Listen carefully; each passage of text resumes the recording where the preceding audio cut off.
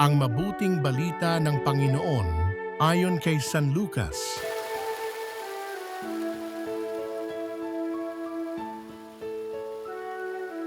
Si Maria'y nagmamadaling pumunta sa isang bayan sa kaburulan ng Juda.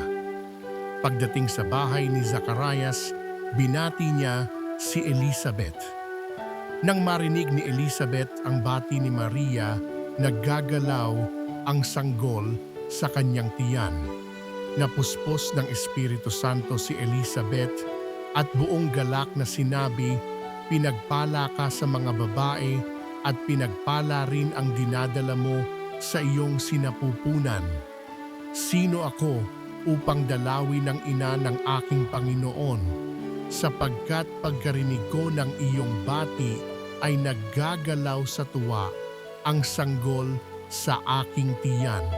Mapalad ka sapagkat nanalig kang matutupad ang ipinasabi sa iyo ng Panginoon."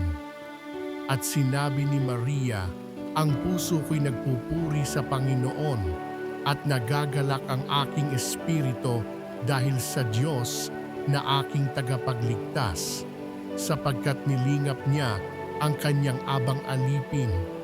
At mula ngayon, ako'y tatawaging mapalad ng lahat ng salinlahi dahil sa mga dakilang bagay na ginawa sa akin ng makapangyarihan, banal ang kanyang pangalan.